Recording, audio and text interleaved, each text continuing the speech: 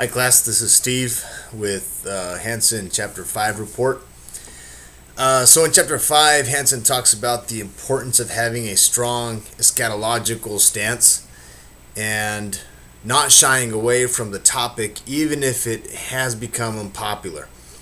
Hansen compares modern preachers with those of just a generation ago whose preaching had power, and concludes that if we preach less powerfully than preachers just a generation ago, it might be because we lack their ammunition. The widespread lack of coherent biblical eschatology among preachers and their unwillingness to teach it leads to a toothless, people-pleasing preaching, which is what Hansen writes in page 86. As a young seminary student, Hansen delved into the old theological debate on the freedom of the will and was eventually persuaded by Calvinism. His Calvinism, however, took him down a theological road of confusion and ultimately threatened to destroy his ministry. First, he stopped believing in hell.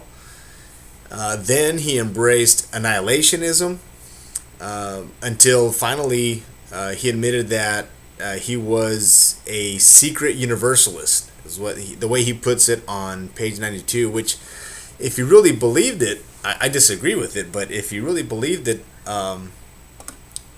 he shouldn't have been embarrassed about it. But anyway, as these beliefs made his ministry dysfunctional and it became unbearable, he fell back on Scripture, and he was able to reestablish a firm footing on the resurrection of Jesus from the dead.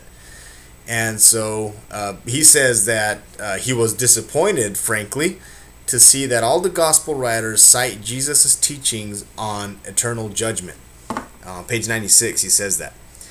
So even though he remains a Calvinist, the reinstatement of sound biblical eschatology re-energized him and his ministry. Okay, so I got a couple of questions for discussion. Number one, have you ever experienced a paradigm shift in your doctrine that affected your ministry? Like, for example, Calvinism or your universalism or something similar to what Hansen went through. Question number two, on a scale from 1 to 10, 1 being never and 10 being all the time, how often do you mention condemnation in your preaching, or do you hear about it in your church?